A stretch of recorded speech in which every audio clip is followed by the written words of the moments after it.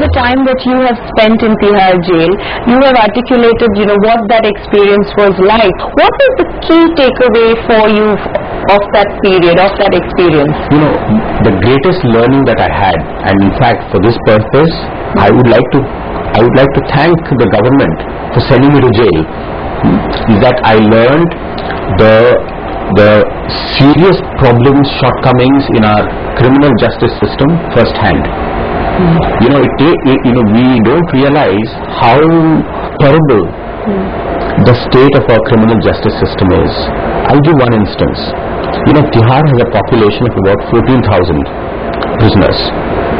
75% of them are under trials. Just a few days ago, I learned that a person in the so-called high-risk ward was acquitted, and he had spent 4 years. In my own ward, I have inmates 5.5 years, even the trial hasn't begun, and they have been in jail on official secrets case. Isn't this a blot? He's a naval officer you've written about, yeah. Isn't this a blot on our nation, a claim to be a law-governed country? How can we allow this to go on? And our case gets some media highlight because we are so-called political personalities. There are thousands of poor people. Do we care for them? So, reforming India's criminal justice system is the biggest lesson that I learned in Tihar jail. You also sort of referred to the fact that you discovered the need and the role that silence and solitude plays in sort of refining your own internal thoughts and being, isn't it? And you actually referred to teachings of or the experiences that Mahatma Gandhi and Sri Aurobindo have shared at that time when they were incarcerated. What is it that you mean by this the need for solitude and silence? In modern life, we have almost lost the experience of living with ourselves. We have forgotten the value of solitude. Of course, being in jail is enforced solitude. It's not voluntary solitude.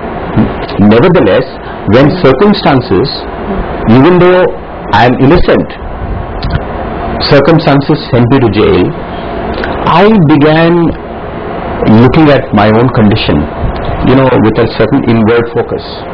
Most people turn inward, and most people also turn towards God.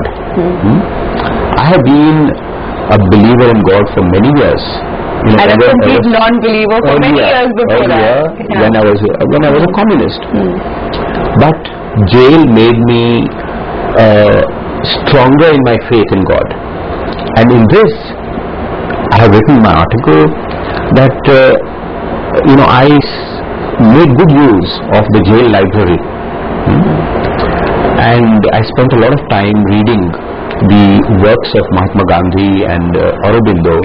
You're saying that your experience was similar, or are you saying that your experience has helped you understand what they meant better? What I mean is that I'm not a yogi.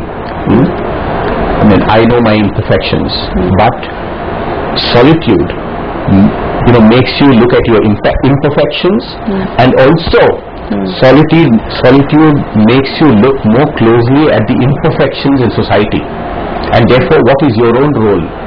If I am a political activist, then I have a duty to change this system. Which is why you need to get back into active politics. Exactly. And therefore, my jail experience has in fact reinforced my conviction that I have to be active in politics, because politics is the agency through which, if proper efforts are made and collectively made, you can bring about change. You just mentioned that you used to be a communist. Can you explain to us why a trained engineer began his political life as a card-carrying communist and then careened completely to the extreme right of the spectrum?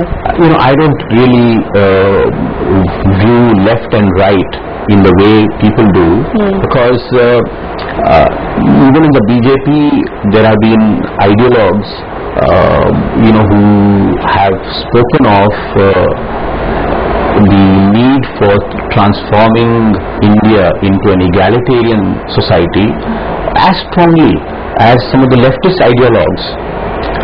Pandit Deendayal Upadhyay, the great guide and philosopher of the BJP, you should read his book, Integral Humanism. I don't see this as a rightist treatise at all. He is as much of a socialist as anybody else, but socialist from an Indian point of view, not the Marxist-Leninist point of view. I was a communist, but I realized that Indian communism is not rooted in Indian soil. They reject our whole rich spiritual cultural tradition. They have only negative things to say about Hinduism and Hindu society. Whereas I have visited many communist ruled countries, and I could see the propaganda and the reality was very different, and that opened my eyes, and I started reading great philosophers, thinkers like Mahatma Gandhi, Aurobindo, Swami Vivekananda, and I realized that in India we have to follow the Indian path. Do you think, when you joined the BJP and when Mr. Vajpayee was the Prime Minister and was leading the BJP, the party drew to itself and attracted a lot of middle class, intellectual people.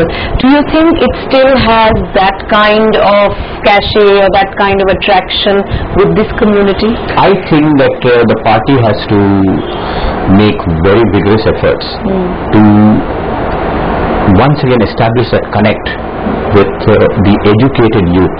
We tend to think that they're all careerists and they don't care about, that's not true. They're highly patriotic, but they're also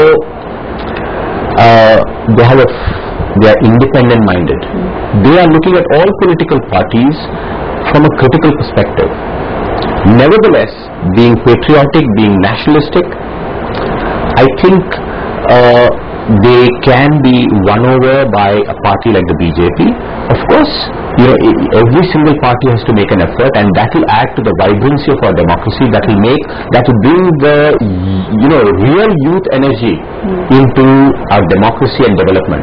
Today there is some disconnect between the youth and the political process. This is not good for which is why Anna Hazare and his movement finds that vacuum to fill. You see the kind of spontaneous response that his movement got. Had anyone imagined that this is the way that our students and youth would respond? All non-political, but very strong show of idealism. Mr. Kulkarni, we hear you loud and clear. You're not saying it, but you said that you want to be back in active politics, and the BJP still is a party that you prefer. So, reading between the lines, I guess we can see you back in action soon. Thank you very much for your time. I wish you all the best. Thank you. Thank you.